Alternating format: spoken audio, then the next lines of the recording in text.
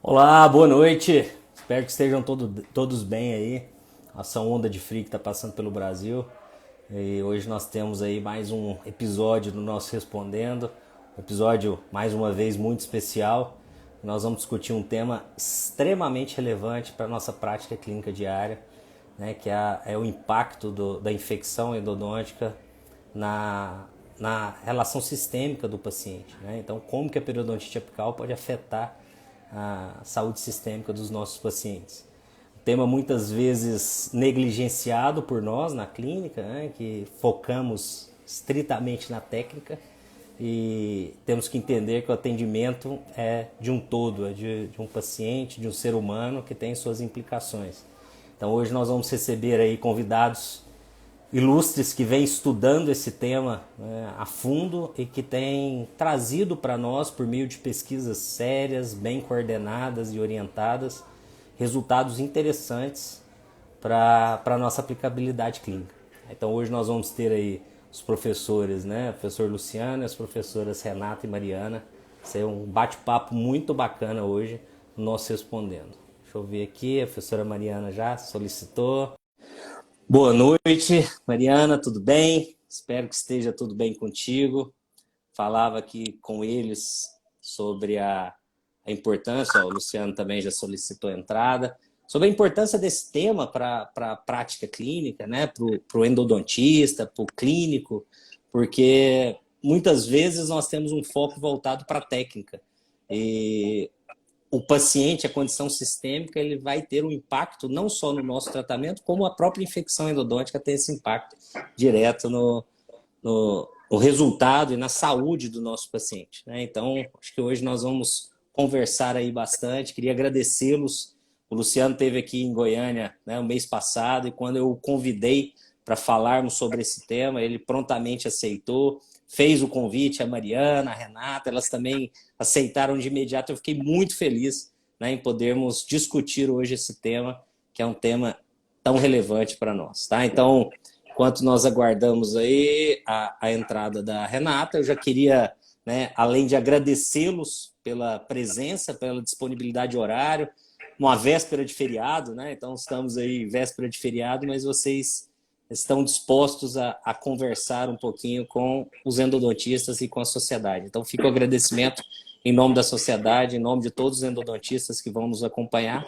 E queria passar a palavra a vocês, primeiro ao Luciano, né, o coordenador dessa linha de pesquisa que vem trazendo resultados e informações tão relevantes para a gente, e depois, na sequência, a Mariana e a Renata, assim que ela entrar. Tá, então, Luciano, Mariana, muito obrigado mais uma vez, e passo a palavra para você, Luciano, para que fale um pouquinho para a gente sobre esse tema e sobre essa linha que vocês têm trabalhado. Bom, boa noite, Dani. Boa noite, pessoal. Para mim é uma satisfação estar aqui com vocês. Primeiro,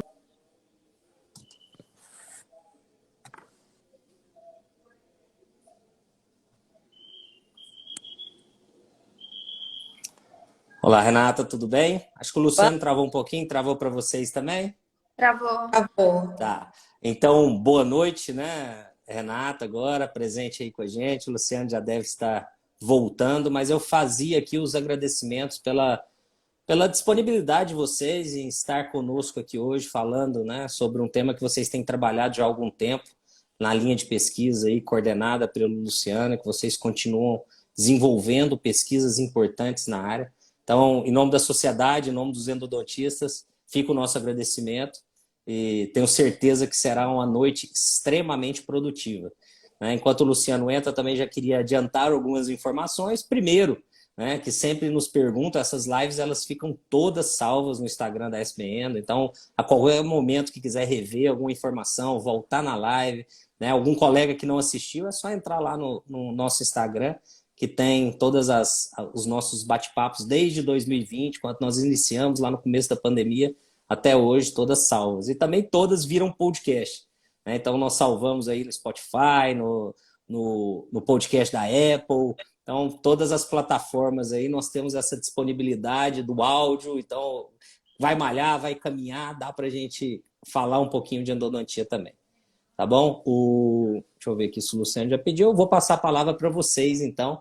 né, passar a palavra para Mariana, falar um pouquinho, né, se apresentar aí, falar um pouco sobre essa vida na endodontia e nesse tema, e depois para Renata também, já na sequência, tá bom?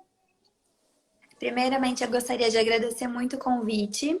Para mim é uma honra enorme vir participar dessa live da Sociedade Brasileira de Endodontia. Para mim é um orgulho muito grande ter sido formada aí no Brasil em endodontia, porque a endodontia brasileira ela é referência mundial e vocês têm grande contribuição para que ela seja referência.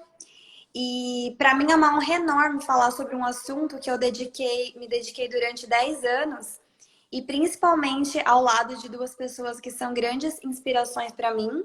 O professor Luciano, que foi meu orientador de mestrado, doutorado, conselheiro durante o pós-doc, agora na minha vida profissional. E a Renata, a professora Renata, que foi minha colega de pós-graduação e sempre me ajudou em todos os trabalhos. Ela sempre foi uma grande inspiração para mim e continua sendo. Então, muito obrigada pela oportunidade. Eu estou muito, muito feliz de dividir essa noite com vocês. Bom, inicialmente eu gostaria de dar boa noite para vocês. Para mim também é uma honra estar aqui hoje na página da Sociedade Brasileira de Endodontia, que eu sempre acompanhei na minha pós-graduação como endodontista também. E também é uma honra estar ao lado de dois colegas que me inspiram tanto e dois grandes amigos, né, que é o professor Luciano e a professora Mariana.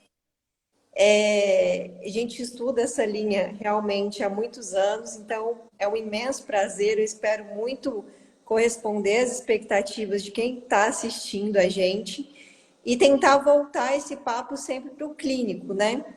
Para a gente conseguir sempre aproximar o clínico desse assunto que é tão, tão, tão importante e que cada vez mais as pessoas têm discutido, tanto leigos como muitas vezes profissionais da saúde até de outras áreas. Então, vai ser um grande prazer estar aqui hoje e também enaltecer, né, profissionais que eu tenho um profundo respeito que passaram por aqui antes de mim.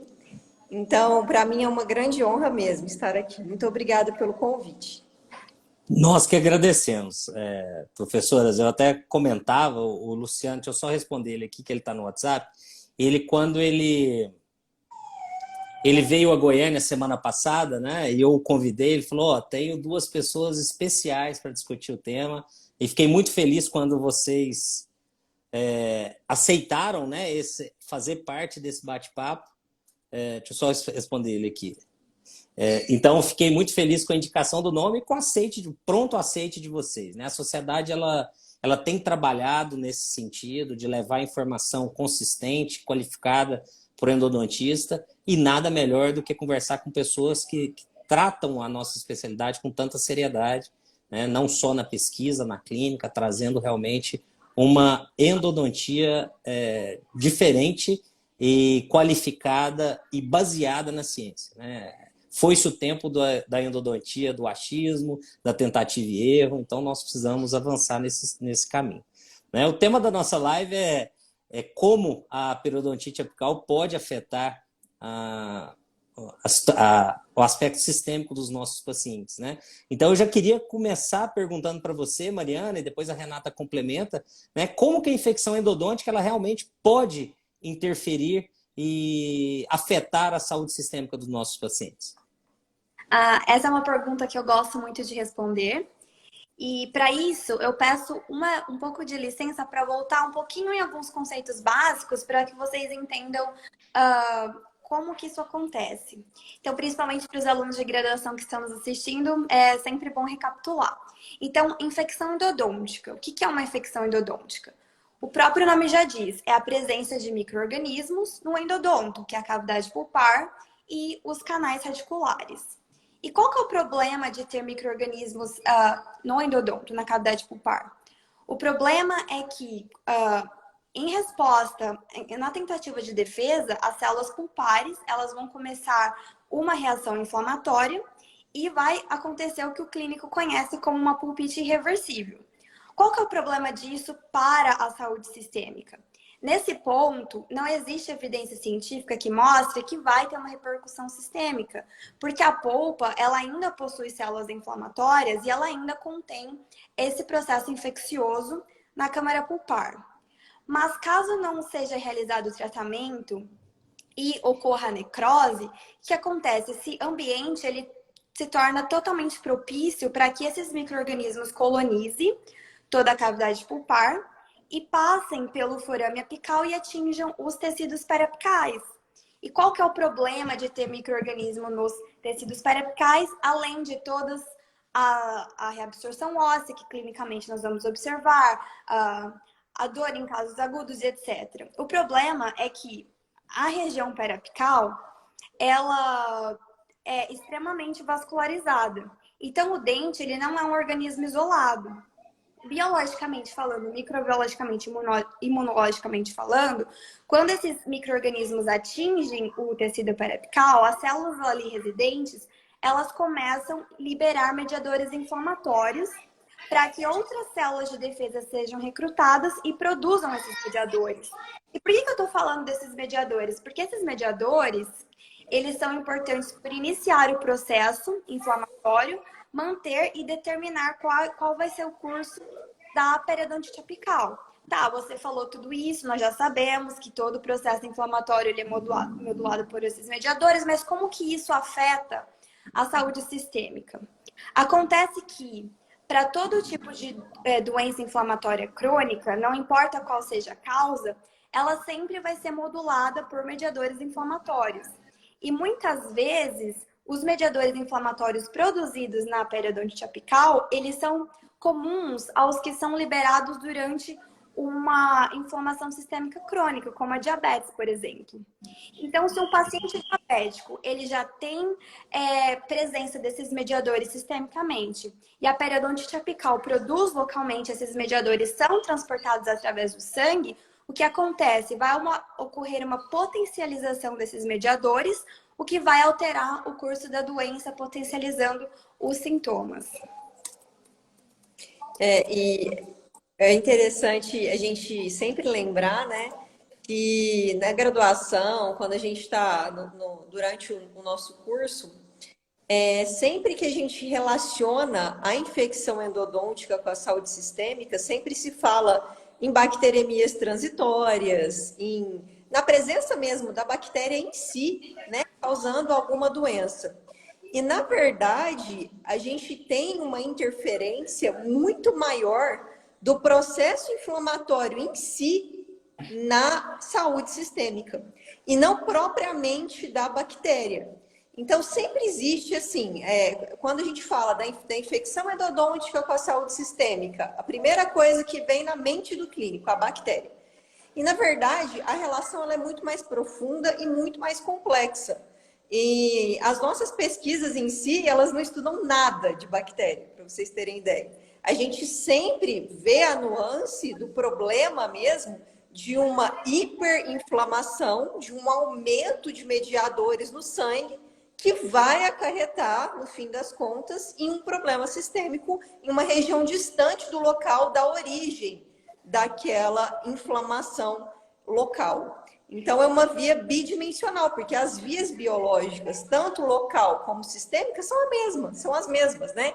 Então, por exemplo, quem está assistindo aí lembra dos neutrófilos, né? Que são a primeira linha de defesa do nosso organismo. Então, quando a gente tem uma infecção aguda, alguma bactéria ali na cavidade, gerando alguma infecção importante, eu vou ter liberação de neutrófilos localmente. E esses neutrófilos, eles não vão ficar restritos, por exemplo, na boca. Eles vão entrar na corrente sanguínea e vai deixar o corpo, entre aspas, inflamado.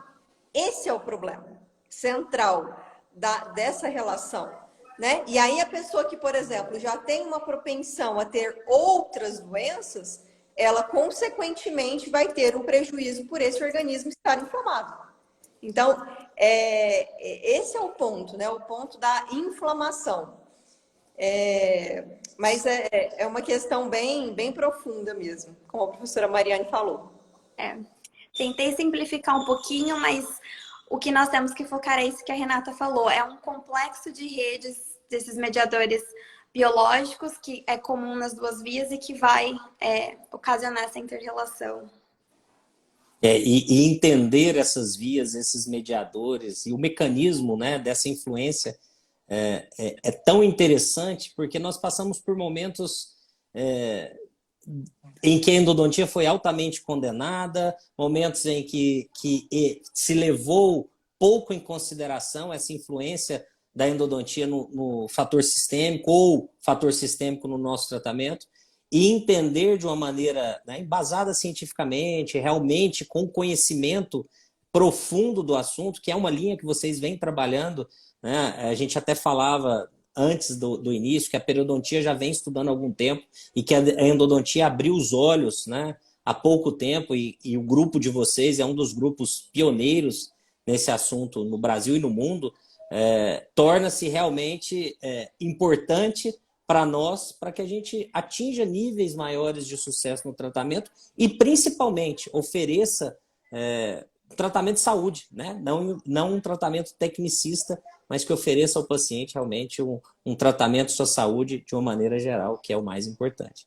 O Luciano está tendo uma dificuldade aqui, estou conversando com ele no WhatsApp, mas nós vamos adiantando e falando um pouquinho sobre os tópicos que nós trouxemos, né? Então, sabe-se que há uma interferência da periodontite apical, né? Ela afeta, ela tem uma influência na saúde sistêmica, mas, olha, até uma pergunta relacionada aí com o que o Benito trouxe, né? Se o grau de severidade, Renata, da infecção ou o número de dentes envolvidos vão interferir também, né, nessa maior ou menor influência na saúde sistêmica. Vocês podiam falar um pouquinho para a gente? Bom, então eu vou comentar do início, né?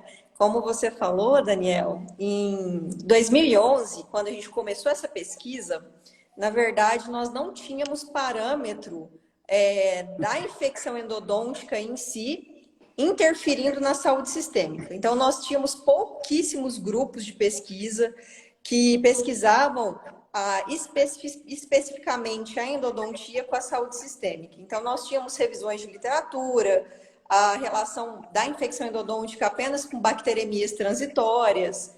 Então, essa relação da inflamação, nós sempre tínhamos como parâmetro a infecção periodontal e não a infecção endodôntica. Então, nos nossos primeiros estudos iniciais em animais, o que nós fazíamos? Nós induzíamos a lesão periodontal para ter um parâmetro de comparação e a nossa pergunta era, bom, se a infecção periodontal, que envolve o mesmo tipo de bactéria, né, gram-negativas, gram-positivas, se a infecção periodontal tem como consequência uma inflamação muito semelhante à periodontite apical, com a consequência da reabsorção óssea, com a liberação dos mesmos mediadores, será que a infecção endodôntica causa a mesma interferência sistêmica da infecção periodontal? Então, nossos primeiros trabalhos, nós fazíamos a indução da lesão periodontal em um dente, comparando com ratos que tinham infecção endodôntica em um dente e ratos que tinham infecção endodôntica e periodontal simultaneamente. Então, no meu mestrado e na linha de pesquisa do pessoal lá de Araçatuba, nós sempre fazíamos esses grupos. E uma coisa que a gente sempre notava nessas pesquisas iniciais era o seguinte, sempre o rato que só tinha uma infecção endodôntica, ele não tinha alteração sistêmica nos parâmetros que nós avaliávamos, inflamatórios, hemograma e tudo. E o rato que tinha uma infecção periodontal, ele também não tinha alteração sistêmica, diferente do que a gente via na literatura. O rato que tinha uma infecção endodôntica e uma infecção periodontal ao mesmo tempo, ele já tinha alteração em vários parâmetros. Então, o que a gente começou a observar? Bom, os artigos da Pério sempre envolviam pacientes que tinham infecção periodontal em todos os dentes. Nós estávamos fazendo infecção periodontal em um dente. Então, a gente começou a perguntar. Eu sempre perguntava para o professor Luciano, falava, professor, será que se esse rato tivesse mais de uma infecção endodôntica, que é uma coisa extremamente comum no nosso dia a dia clínico, será que vai ter alguma alteração sistêmica nesse animal? Então, foi assim que a gente fez. Depois de que a nossa pesquisa estava um pouco mais consolidada no doutorado, a gente largou a infecção periodontal de lado e começamos a fazer indução só de infecção endodôntica, em um elemento ou em múltiplos elementos. E aí, sim, nós confirmamos nesses estudos, no meu doutorado, que os ratos que tinham múltiplas infecções endodônticas, eles tinham parâmetros sanguíneos alterados, parâmetros inflamatórios, parâmetros de estresse oxidativo, alguns parâmetros de hemograma também alterados, comprovando que sim, que quanto mais dentes envolvidos, né, na infecção, mais acarreta em alterações sistêmicas. E hoje é muito legal que a gente consegue ver também artigos publicados em humanos que mostram, que confirmam essas hipóteses que nós levantamos nos estudos em animais anteriormente, né? Então, tem um artigo de 2019 de um pesquisador chamado Sirim e colaboradores, que ele mostra exatamente isso.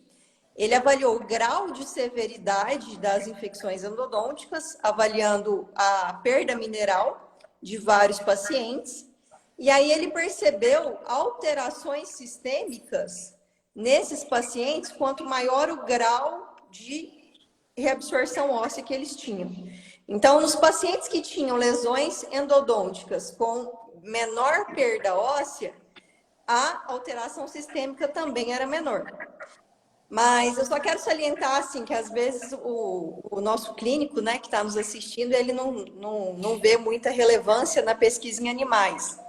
Mas a grande vantagem dessa pesquisa em animais foi que a gente conseguia uma coisa que a gente não consegue na pesquisa em humanos, que é, no momento inicial dessas pesquisas, que a gente não tinha muitos parâmetros, a gente conseguia isolar no rato como a única variável a presença ou a ausência da infecção endodôntica. Então, no humano, é impossível o mesmo hábito alimentar, beber da mesma água, ter a mesma linhagem, ter a mesma genética.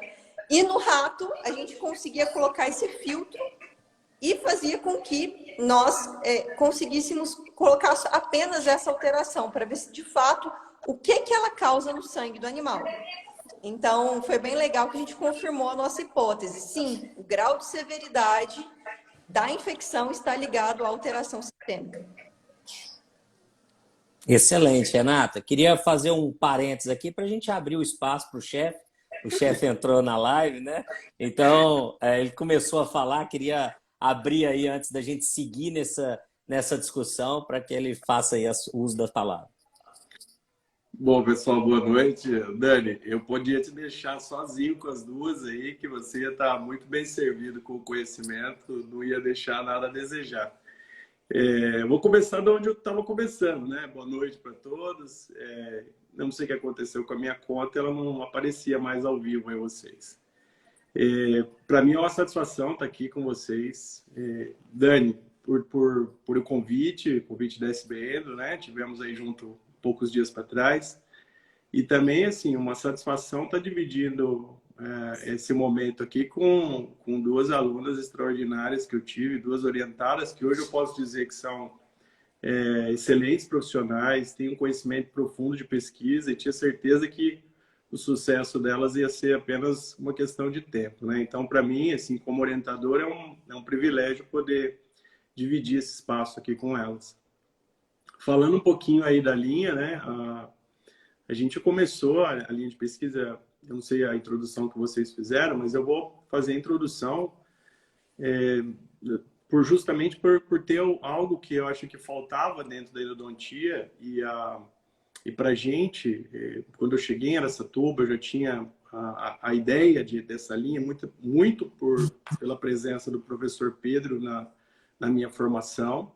E por instigar a estudar relações das alterações sistêmicas, casos que eram contados e que não se sabia de fato a causa, né? E eu acho que isso foi criando uma problemática dentro da endodontia e que nunca ninguém se debruçou, ou poucas pessoas pararam para, de fato, se aprofundar no tema. Então, Ou seja, a gente doar um pouquinho daquilo que a gente pode fazer, desenvolver em pesquisa e tentando agregar mais conhecimento à nossa endodontia, né? Eu acho que o caminho da pesquisa é esse, a gente tentar, dentro daquilo que a gente conhece, mais sabe fazer, e a nossa escola aqui em Araçatuba é uma escola totalmente biológica, que tem a sua tradição aí de muitos e muitos anos trabalhando com animais. Então, quer dizer, dá apenas continuidade àquilo que a equipe do professor Holland e os outros que me antecederam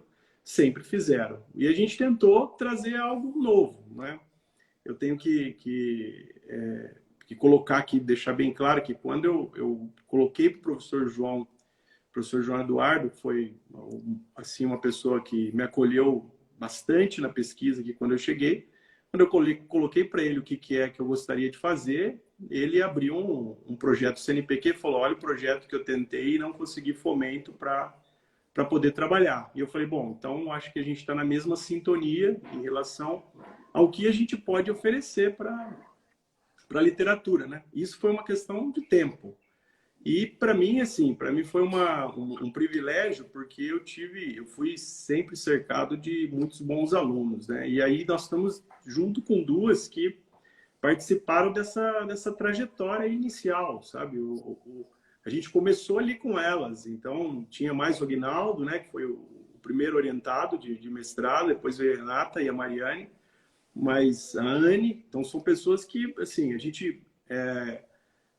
hoje a gente tem uma plantação boa, cara, mas a gente teve que preparar toda a terra e quem ajudou, né, todo nesse cenário aí foram elas. Então, tá aqui dividindo esse momento e assim fazendo um rápido histórico, né, para mim é uma grande satisfação, né?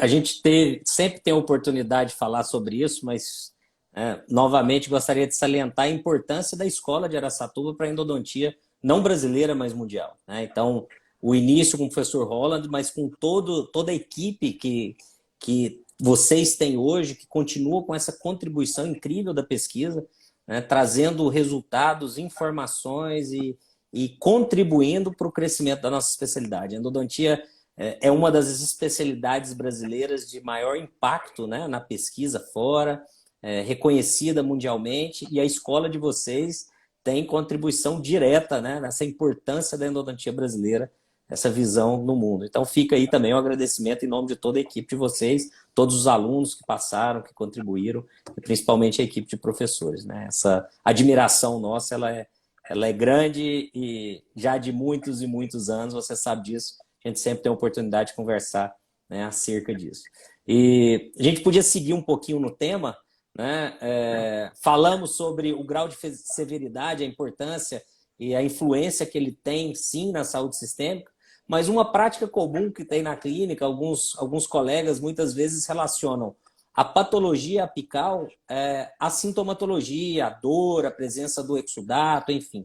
Mas muitas vezes preserva-se lesões periapicais, né? E eu queria saber, Luciana, e eu vou puxar com você, depois elas contribuem, né, na resposta, se a infecção crônica, se a lesão periapical crônica, ela pode ter essa interferência na saúde sistêmica do paciente também. Bom, legal, Dani. Nós temos aí, basicamente, 3 mecanismos que são muito consagrados em relação a qual é o impacto e a forma com que ele se manifesta sistemicamente, né? O primeiro deles é o mais conhecido, onde você, a partir de uma infecção periapical, você pode desenvolver um abscesso e levar a quadros de complicações, né? Isso é comumente visível, quadros agudos que vão levar ao abscesso e podendo levar, inclusive, à morte, né? Hoje, cada vez menos casos, mas se não tratado, se não bem conduzido, a gente tem episódios e normalmente em áreas de difícil acesso à saúde, então acaba em certas condições esse sendo o desfecho, né? Um segundo mecanismo seria a própria endodontia em si, o procedimento endodôntico em si, né? A falta de cuidado com a desinfecção, a gente pode conduzir aí um quadro de bacteremia durante o tratamento, extravasando micro-organismos ou promovendo isso de uma forma mais acentuada, dependendo da nossa técnica, assim como seus subprodutos, né? E causando aí, em um paciente que possa ter algum tipo de já manifestação, um quadro desfavorável à sua homeostasia. E a terceira forma, que é essa que a gente vem estudando, mas é que já está textualizada em vários livros, seria a manutenção do quadro inflamatório crônico, né? E essa, justamente por ser a mais desprezada, né? A mais onde as pessoas têm a gente na turma módulo semana passada tivemos aí a especialização aqui, os alunos falam: professor, a coisa mais difícil que tem é convencer um paciente de que a lesão que não dói, que ele não vê e que não causa nenhum problema, que tem que ser tratada, né?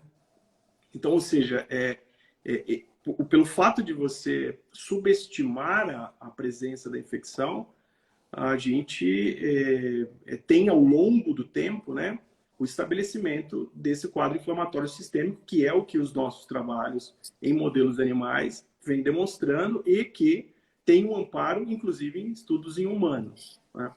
Eu quero deixar claro, a Renata já deu uma ênfase sobre isso, porque quando a gente estuda, né, a gente tem uma pirâmide de evidência científica. E os estudos em animais, assim como os estudos in vitro, eles estão na base da pirâmide porque eles dão sustentação. Então, é claro que nós precisamos deles para mostrar relações, estudar coisas que nos humanos são quase que impossível, em certas condições impossível, e que a partir desses estudos podem abrir horizontes, podem determinar e conduzir pesquisas em humanos, né?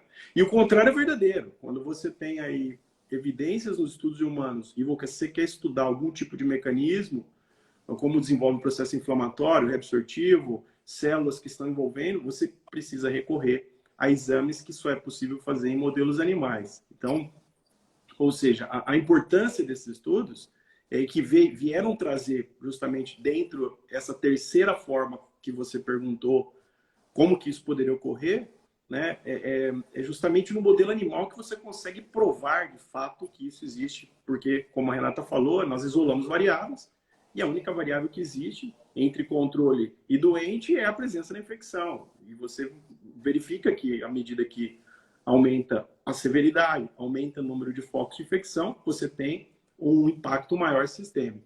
Então, isso é uma das formas, né, e que, como eu disse, subestimada. Por quê? Talvez a pergunta é assim, por que as pessoas subestimam? Isso é um pouco de filosofia, mas vamos entender algumas relações diferentes até da nossa área com a periodontia. A periodontia se manifesta visualmente, né, a doença periodontal. Então, esse é o primeiro problema. O paciente, ele vê o problema acontecer. Uma infecção periapical ele não vê, ele olha uma radiografia que ele desconhece, que ele não sabe como interpretar, e para ele aquilo não significa nada. Então, esse é o primeiro ponto. Segundo, a doença periodontal, ela causa várias condições clínicas desagradáveis, né? O sangramento, o seu inchaço, a vermelhidão, a secreção purulenta, o mau hálito. Então, são todas condições que levam a pessoa, né, o paciente, a falar: poxa, alguma coisa está errada comigo. E na infecção endodôntica ela é subestimada, ao meu ver, como eu disse, é um pouco de filosofia isso, mas simplesmente pela natureza das duas infecções. E é inegável que você tem uma dificuldade de comprovar isso, né? Para o paciente, deixar claro ao paciente. O que eu percebo é que, desde quando a gente iniciou isso, há cerca de 10 anos atrás, nós temos vemos grupos outros de pesquisadores entendendo a proposta e dando suporte, colaborando, agregando conhecimento. E eu sempre disse isso, a gente não é dono da verdade, a gente não quer fazer nada sozinho. Eu acho que quanto mais pessoas se envolvam e tenham ideias e trabalhem em níveis diferentes, a gente vai ganhar com isso. Então, de certa forma, o que se entendia 10 anos atrás, quando a gente começou, e o que se entende hoje, com certeza as pessoas têm mais subsídios para conversar com o seu paciente, para esclarecer o seu paciente justamente desse impacto negativo, né, que a infecção endodôntica ela pode trazer para as pessoas.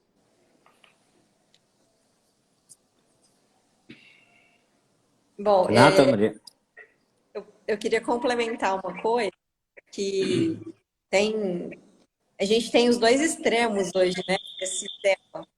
Nós temos tanto o clínico, estima, que trata tudo como se fosse uma lesão cicatricial, que na verdade, se a gente vê estudos epidemiológicos, ela está entre 6 e 3% dos casos. Aquele clínico que fala, ah, não, deixa aí, porque é uma lesão cicatricial. E nós temos também, por outro lado, hoje, né, recentemente, teve até um documentário do Netflix que chama A Raiz do Problema, uma coisa assim.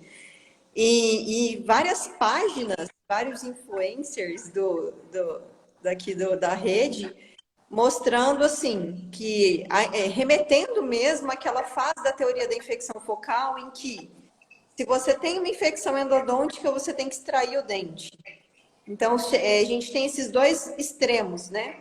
Tanto o extremo que não quer tratar, que quer deixar o dente quieto, como o extremo que quer extrair o dente e falar como se esse assunto fosse um assunto recente, né? E, na verdade, é um assunto que ele é pesquisado desde 1800, desde que Miller descobriu bactérias na polpa dentária.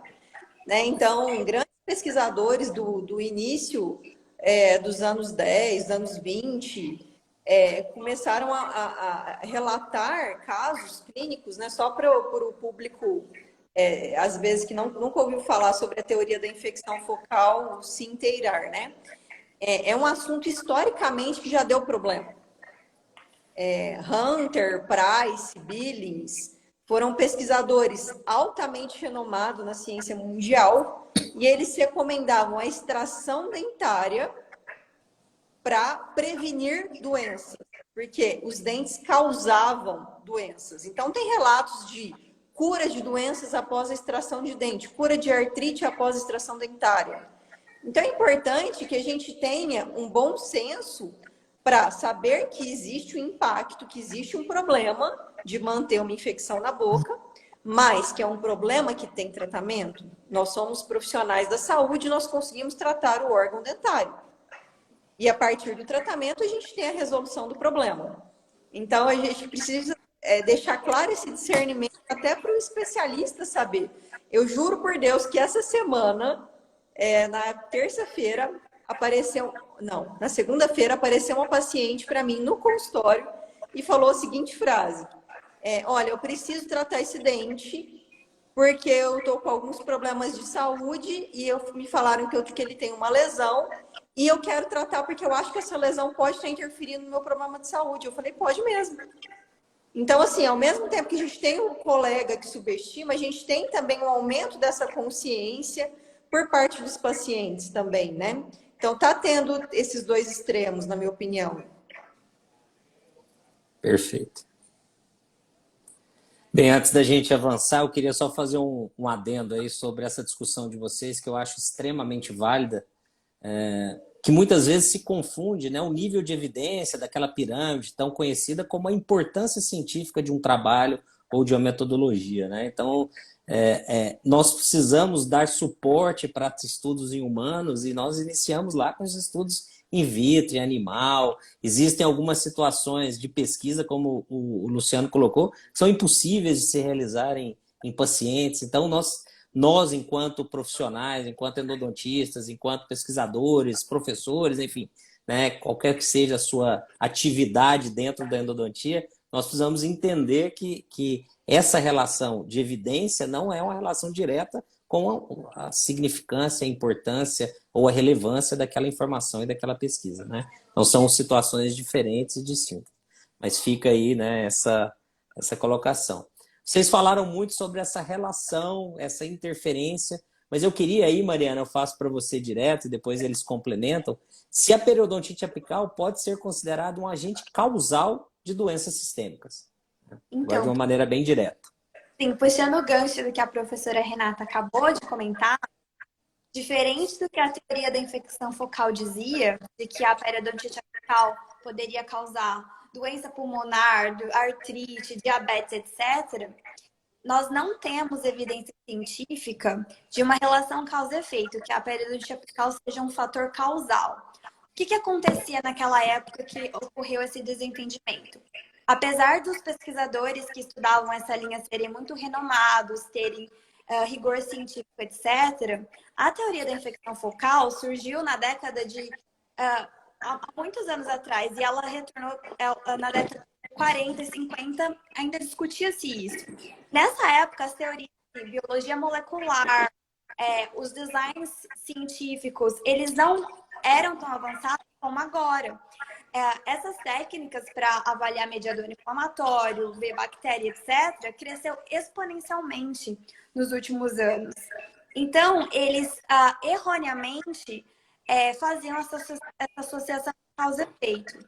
Então, atualmente, o respaldo científico que nós temos não mostra que a periodonte apical vai causar uma doença sistêmica, mas, de novo, reforçando tudo que nós discutimos até o momento, ela pode influenciar o curso de uma doença sistêmica pré-existente. Um exemplo disso são alguns estudos feitos em animais e também em humanos, em pacientes diabéticos, que não tem a diabetes controlada, é que a presença da periodontite apical pode ocasionar resistência à insulina e também pode aumentar o controle glicêmico. E depois do tratamento endodôntico, esses pacientes eles têm uma maior facilidade para que o controle glicêmico retorne ao estado normal. Então, isso sim é comprovado. E acho que o professor Luciano e a professora Renata, acho que também outros exemplos de outras doenças sistêmicas em que a periodontite apical pode influenciar o curso e também a sintomatologia. Nós temos aí a diabetes foi a primeira doença que a gente mais estudou, né? E até por um motivo dela ter uma relação maior, significante, inclusive dentro da periodontia. Mas além dela, a gente padronizou vários modelos de estudos para isso e nós podemos colocar a aterosclerose como sendo uma cardiopatia, né, que é potencializada pela presença da infecção endodôntica. Isso tem mais subsídios em artigos de humanos do que de animais. Então, se a gente for analisar de animais, nós temos 2 artigos que mostram isso e temos muitos artigos em humanos que fazem relação com infarto do miocárdio, com espessura da carótida, com carga de placa bacteriana. Então, tem muitos estudos que a gente carga com presença de placa aterosclerótica. Então, quer dizer, são muitos estudos em humanos que já mostram isso, né? A presença da infecção endodôntica agindo aí como um fator potencializador.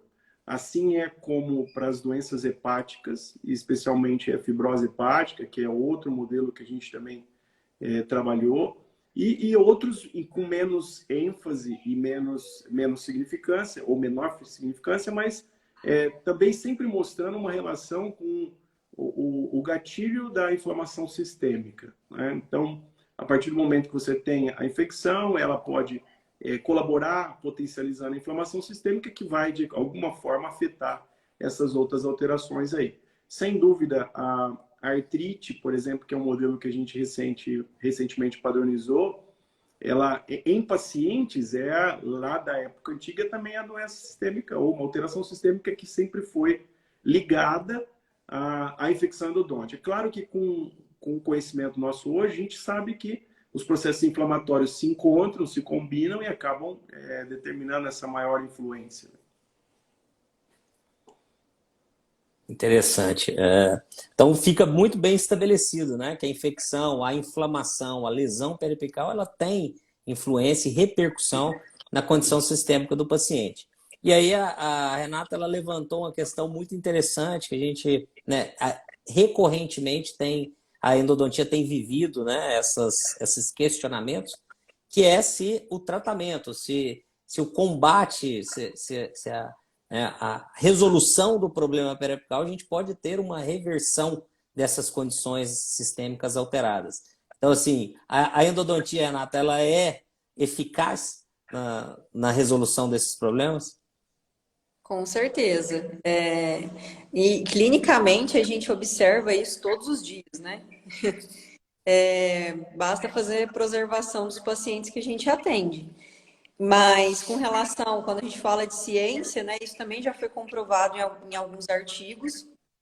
Como esse tema ele é um tema que tem tomado relevância mais dos últimos anos para cá, e estudos em humanos sempre demoram muitos anos para serem concluídos, geralmente, a gente tem especificamente um artigo que saiu, na verdade, em 2013, que mostrou que um grupo de pacientes foi feito uma análise sanguínea, por exemplo, antes do tratamento endodôntico, e eles fizeram um acompanhamento desses pacientes 30 e 90 dias após o tratamento endodôntico, fazendo novamente exames de sangue, avaliando parâmetros oxidativos, avaliando alguns mediadores inflamatórios também.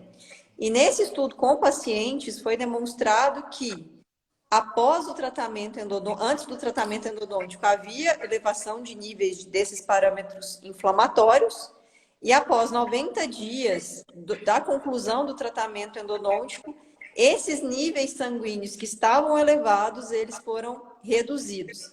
Então, mostrando que a alteração da infecção endodôntica nos parâmetros sanguíneos, ela existe, mas após o tratamento endodôntico,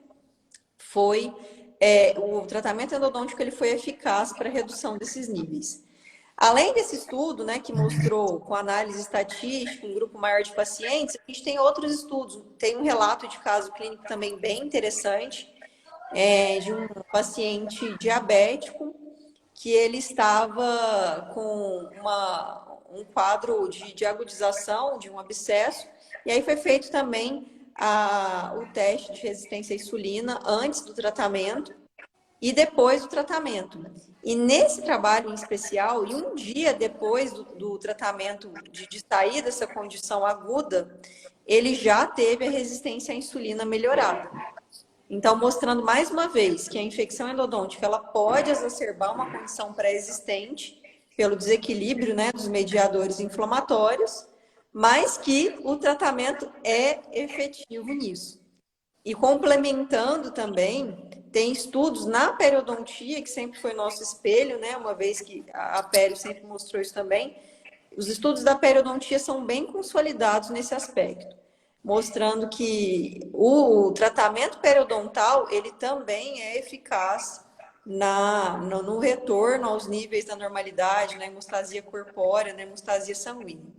Então, é importante ressaltar isso, né? Que a infecção, ela é importante, ela causa alterações, mas o tratamento é efetivo. Tanto que, assim, o medo da Associação Americana de Endodontia de retorno a conceitos antigos da infecção focal, ele existe. Ela pronunciou no seu site oficial uma nota voltada a pacientes, assegurando da eficácia do tratamento endodôntico, para falar para o paciente que é seguro o tratamento endodôntico. E, inclusive, também a Federação Europeia de Periodontia fez o mesmo, publicou artigos também assegurando da eficácia do tratamento no controle dessas alterações. Então, isso precisa ficar bem claro, tanto no clínico como do leigo, que tem, às vezes, esse receio hoje do tratamento endodôntico, que existe ainda esse tipo de paciente já. Só vou agregar um pouquinho de conhecimento aí na fala da Renata, dos trabalhos antigos do professor Holland, do professor Mário Leonardo, feito em cães, lembrando que eles induziam a lesão por 180 dias. Essa lesão ela era formada, caracterizada por periodonte apical, efetuava-se o tratamento, e aí foi aí que eles estudaram técnicas, soluções, medicação, materiais obturadores, e quando a técnica era bem executada, mesmo em casos que você fazia sessão única, usava um material mais ou menos irritante, você tinha, em certos casos, a cura completa, ou seja, ausência de inflamação, neoformação cementária, restabelecimento do ligamento, neoformação óssea. Então, isso já era visto histologicamente, né? Esses trabalhos não tinham uma atenção sistêmica, mas provar que o tratamento endodôntico promove a cura periapical, isso nós temos literatura de sobra. O que nós hoje temos pouca, e pela dificuldade dessa demonstração, é justamente você avaliar parâmetros sistêmicos antes e parâmetros sistêmicos depois. E isso também ele é um pouco modulado porque existem vários fatores influentes, né? A gente sabe que qualquer alteração que a gente tenha no nosso estado de homeostasia vai desempenhar uma influência direta na resposta ao hemograma, a exames específicos de citocinas, por exemplo, inflamatórias. Então, fica um tanto quanto complicado a gente isolar e criar aqueles fatores onde você acha, de fato, a diferença estatística, né? E dando spoiler aí, logo, logo a gente tem um trabalho nosso em humanos que vai mostrar exatamente isso, que mostrou, né? Mas ele estará publicado em breve e já veio para revisão.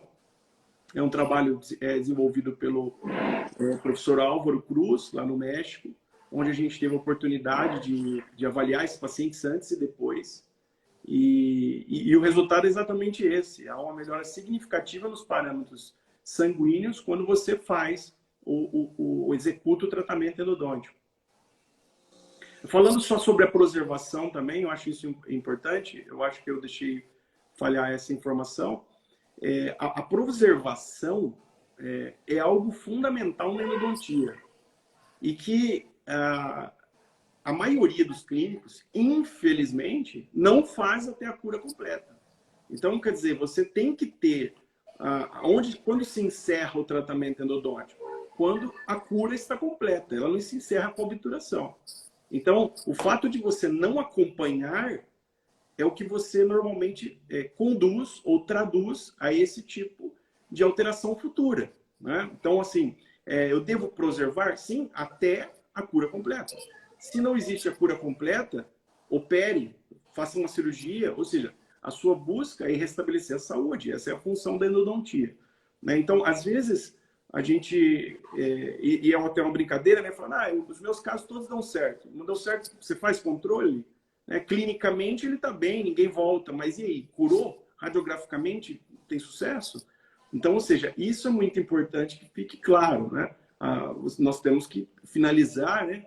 A gente dá alta ao paciente quando a cura, pelo menos radiográfica, e hoje aí nós temos N outros recursos, tomográfico, né? Chegando assim com grande força dentro da endodontia, como esse pós-operatório, para mostrar que, de fato, a gente teve a cura completa. Então, eu acho que esse é o ponto final do nosso tratamento. Sensacional essa reflexão, Luciano, porque realmente é comum, né, um endodontista relacionar o sucesso do tratamento ao não retorno do paciente, né? E esse não retorno pode estar associado à não segurança em um retratamento com aquele paciente, seja ele cirúrgico ou não, a falta, uma perda, né, dessa conexão, ou mesmo pela instalação de uma lesão crônica que precisa ser tratada, isso ficou muito claro, né? Preservar lesão crônica não é um objetivo nosso, então é uma reflexão importante para quem está na clínica, né, e que entenda que a conclusão realmente do tratamento endodôntico não é com obturação. Hoje associa-se à restauração também, né, uma boa restauração coronária, mas também ao acompanhamento e à preservação. São aspectos importantes aí do clínico, do endodontista, que busca um atendimento em alto nível, né, e oferecendo realmente o restabelecimento de saúde, que é o nosso objetivo principal, né? Então, Mariana, queria agora, né, direcionar para você esse questionamento, depois a complementação, claro, da Renata e do Luciano, mas em relação ao que você acha que ainda falta ser explorado nesse tema, como que essas pesquisas que estão sendo desenvolvidas e pesquisas futuras podem contribuir de uma maneira efetiva com a nossa sociedade? Eu acho que já está muito bem explorado que o tratamento endodôntico ele é eficaz para esse controle e para a repercussão sistêmica, mas o que ainda falta ser explorado é formas de melhorar esse reparo para que seja mais rápido e mais eficaz. E também uma outra coisa que pode muito ser explorada é que não só focar em endodontia. Por exemplo, durante o meu pós-doutorado, nós observamos que uma doença metabólica sistêmica, por exemplo, a obesidade. A obesidade não é considerado uma doença, mas libera vários mediadores inflamatórios de pouca intensidade, mas continuamente, o que caracteriza uma inflamação crônica, e influencia na lesão periapical. A lesão periapical de animais obesos, por exemplo, ela é maior do que de não obesos. E aí, o que nós descobrimos durante isso? Nós descobrimos uma via inflamatória que media a obesidade que antes não tinha sido estudado na periodontite apical. E nós descobrimos também uma outra via inflamatória da periodontite apical que influenciava na obesidade, que a área médica não sabia disso. Então, essa inter-relação, ela é muito maior, ela é muito mais abrangente do que a endodontia em si. Ela nos permite explorar essas vias em comuns e tentar buscar tratamentos específicos, como, por exemplo, com anticorpos que estou tentando lembrar a palavra em português, desculpa. Anticorpos que consigam se acoplar nesses mediadores inflamatórios liberados nas vias em comum e, concomitantemente, tratar a periodontite apical e também essa alteração sistêmica. Eu acho que essa área é muito promissora. Fica a dica para os alunos mais jovens pesquisadores que querem explorar essa área. Mandem currículo para o professor Luciano, que ele vai encaminhar vocês para isso.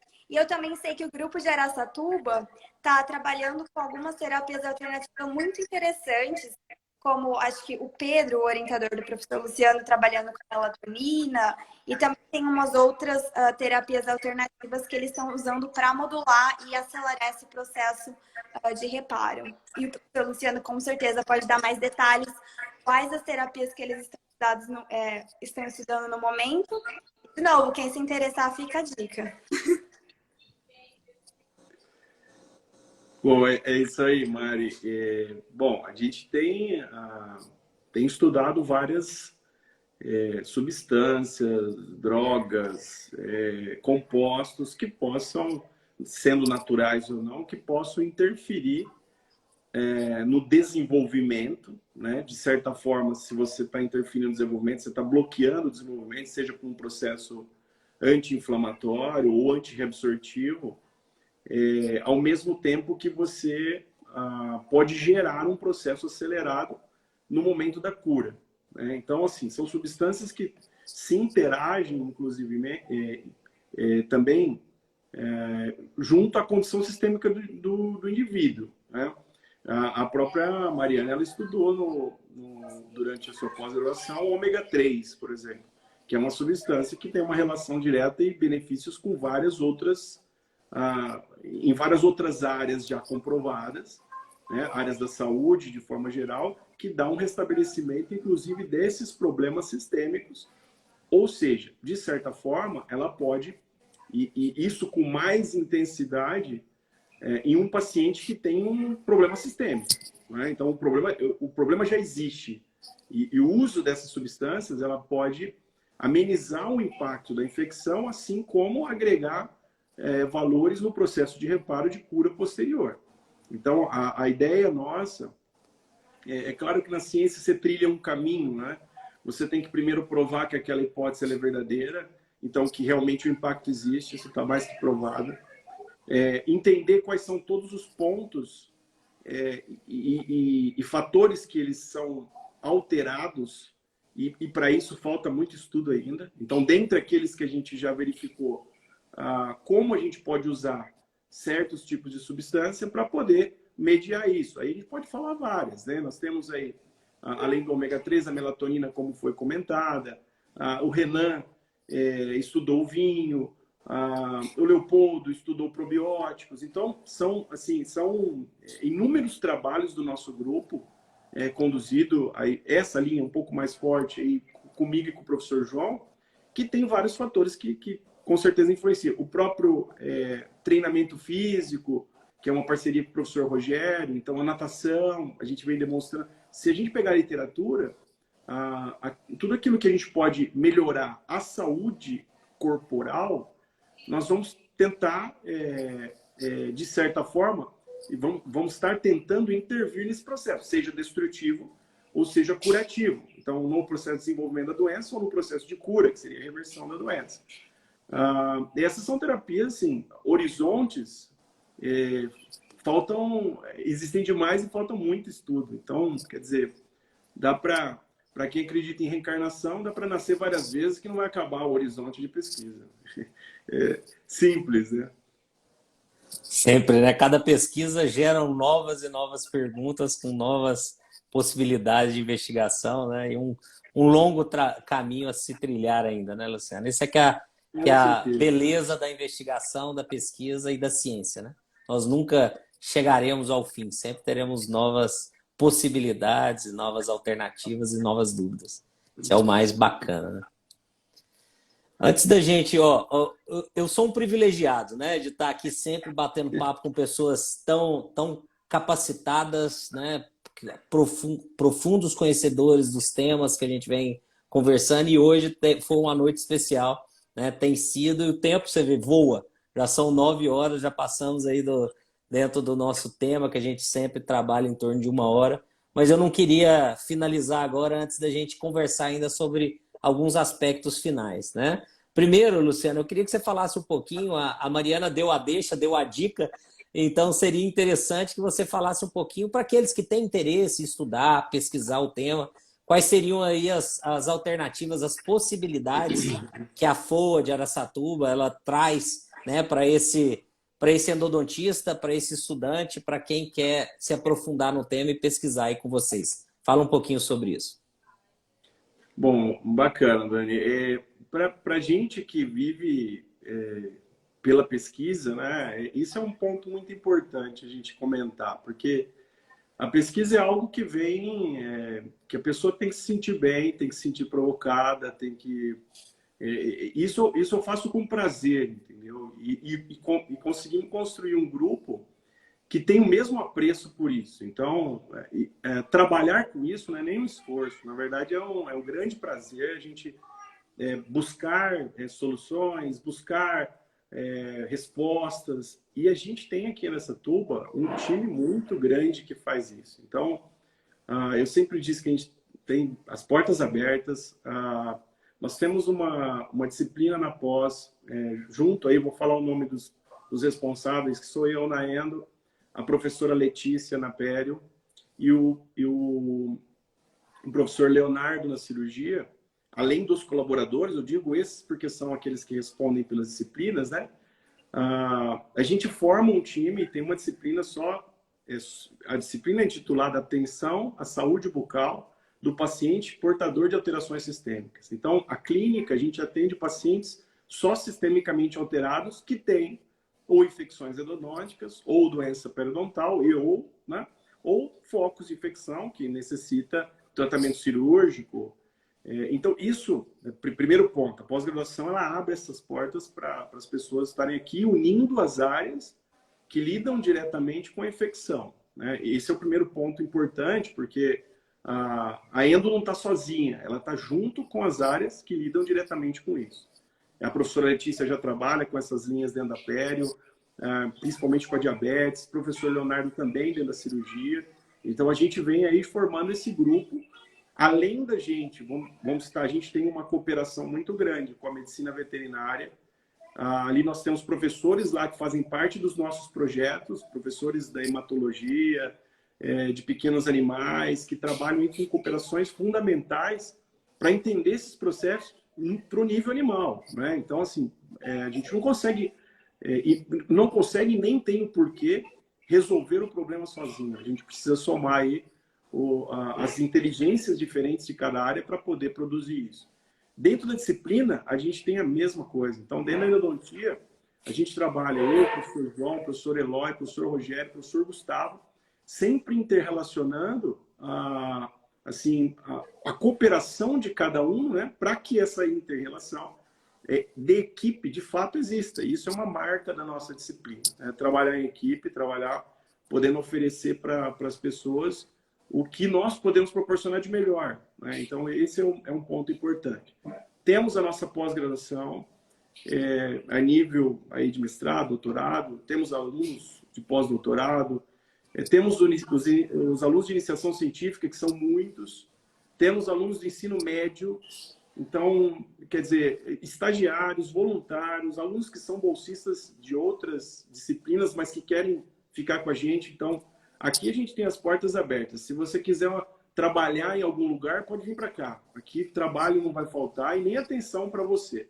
É claro que assim, a dinâmica ela é longa, né, Dani? Você sabe, se a gente fizer uma característica, assim, uma lista, né, das características, cada um coopera com o que tem de melhor. E a gente é muito aberto a isso, né? Muito aberto a receber, saber das limitações de cada docente e aonde que o outro pode colaborar. Eu acho que isso é fundamental numa equipe. Temos muitos alunos e o pouco tempo que a gente passa com eles é para dar o nosso melhor. Então, se as meninas acham que eu tinha muitos orientados na época delas, elas hoje vão ficar horrorizadas com quantos eles se procriaram, né? Mas é uma rede, ou seja, você tem... eu nunca neguei a atenção e orientação ao aluno que vem querendo trabalhar, entendeu? Porque, ou seja, nós estamos aqui para isso, para doar um pouco do nosso tempo. A arte da docência, do ensino e da pesquisa é o que a gente gosta de fazer, o que se propôs a fazer. Então, eu me sinto muito feliz, né? Por quê? Primeiro, você tem que trabalhar por prazer. Eu digo isso, né? Às vezes as pessoas falam assim, quem gosta de acordar cedo? Eu gosto. Eu gosto de acordar cedo, gosto de vir para a faculdade, gosto de responder e-mails de madrugada, como as meninas sabem que eu respondo. Então, quer dizer, eu vou citar só um exemplo para você. O professor Holland, ele tinha um livrinho que ficava do lado da cama dele. E ele deixava o livrinho em branco, assim, um bloquinho de notas e uma caneta.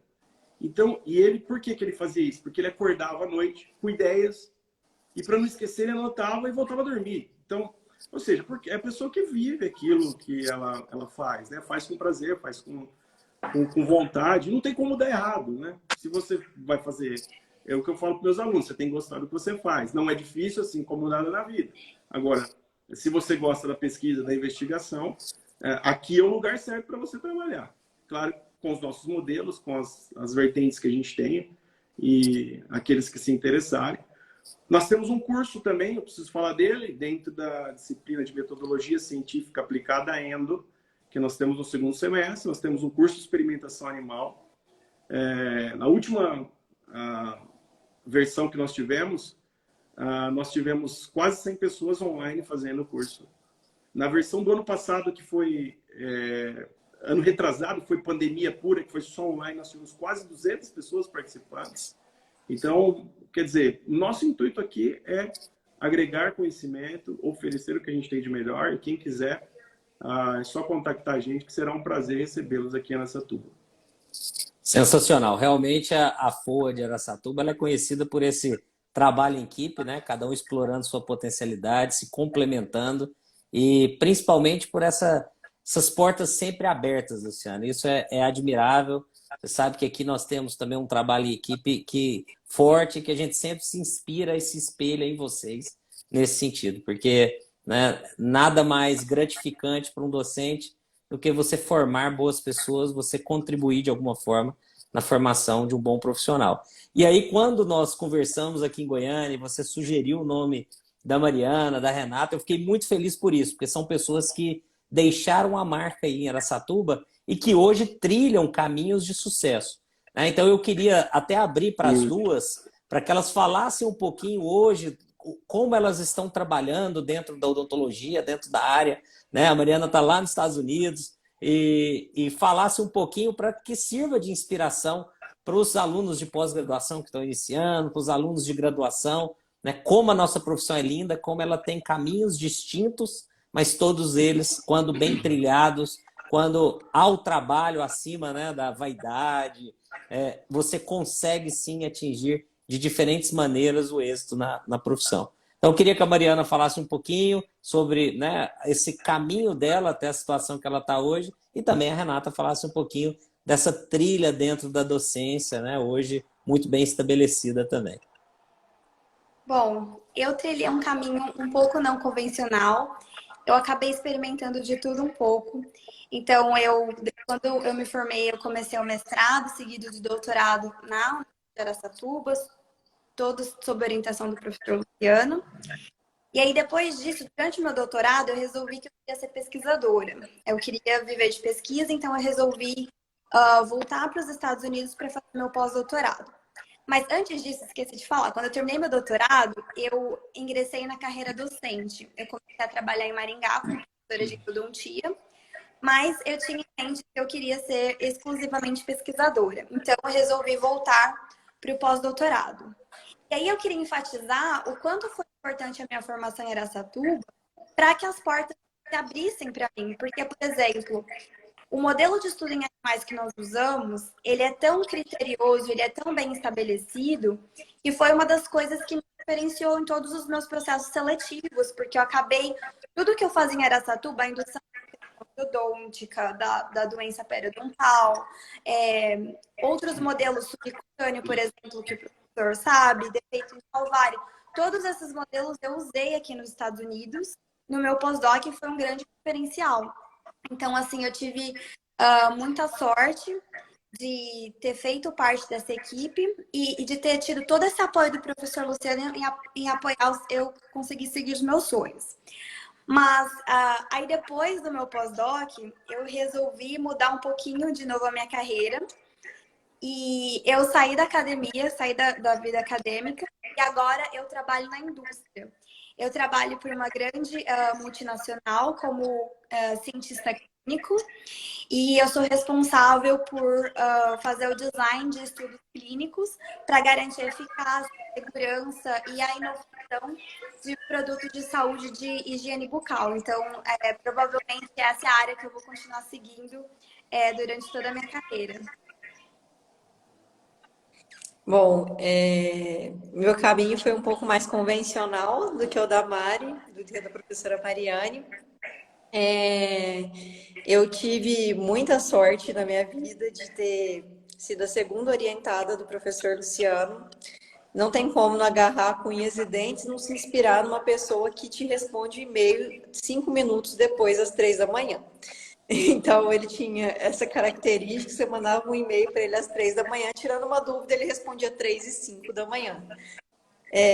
Mas, enfim, brincadeiras à parte, o grande diferencial de Araçatuba, além de ser a grande estrutura que a gente tinha, o professor Luciano ainda tinha uma característica de deixar a gente se virar dentro do campus, tanto da odontologia como da veterinária, para falar assim, então, o que você acha disso aí? Se vira, o que você quer fazer agora? E ele dava toda a liberdade para a gente dar as ideias e executar o trabalho. É bem o que ele falou mesmo. Eu deixo o cara que quer trabalhar trabalho. E um outro diferencial que eu vejo em poucos cursos de pós-graduação é com relação à formação docente mesmo. Então, a gente dava aulas lá, ele ficava assistindo as nossas aulas de 1 hora, de 2 horas, e a nossa aula de 2 horas, ele ficava 4 horas falando defeitos da aula de 2 horas que a gente deu. Então, assim, foi uma formação acadêmica completa, tanto na pesquisa como para ser docente, de postura, de oratória. Então, é um curso completo, eu recomendo fortemente. E esses diplomas, para mim, só abriram portas. Então, hoje eu estou na Universidade de Uberaba, que é a minha cidade natal. Então, estou muito satisfeita de estar morando aqui, estar numa universidade desse porte. Eu atuo na graduação, na especialização e no programa de mestrado.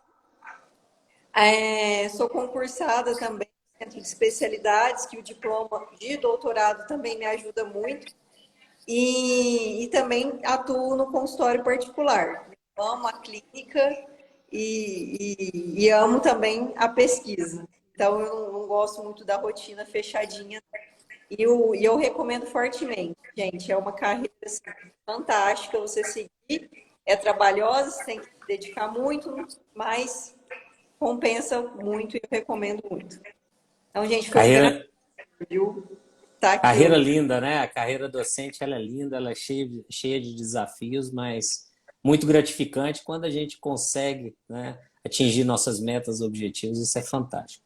Queria agora, né, já caminhando aí para o encerramento, agradecê-los novamente, tá? A disponibilidade de vocês em estarmos juntos aqui hoje. Como eu disse, esse bate-papo nosso, ele fica salvo aqui no Instagram da SPN. Então, quem não assistiu, quem chegou no final, quem quiser, né, escutar aí novamente, fica salvo dentro do Instagram da SPN e também vira um podcast. Então, o áudio a gente coloca nas plataformas aí digitais, do Spotify, do Apple Podcast, e todos essas plataformas que nós temos, Deezer, e aí pode, quando estiver caminhando, malhando no carro, participar, escutar e imergir um pouco mais nesse mundo lindo que é da endodontia. Então, obrigado a vocês, né, pela disponibilidade de tempo, por contribuir pela sociedade. Então, faço agradecimento aqui em nome de toda a diretoria da Sociedade Brasileira de Endodontia, também dos endodontistas e dos apaixonados pela endodontia que nos acompanharam, que vão assistir no decorrer aí da semana e dos dias esse nosso bate-papo. E aí eu abro a palavra aí para vocês, para as palavras finais. Vamos seguir aí a ordem alfabética, né? Vamos pelo chefe, né? O Luciano, depois vamos para a Mariana e a Renata, tá bom? Fiquem à vontade. Bom, eu só tenho a agradecer, Dani. Primeiro, como eu disse, pelo convite. Para mim é um prazer estar participando do evento da Sociedade Brasileira, que você media muito bem. E dividindo esses momentos aqui com duas queridas, hoje colegas de trabalho, né? Mas amigas de longa data. Então, para mim é uma satisfação estar aqui com elas e contigo, falando um pouquinho da nossa endodontia. Muito obrigado.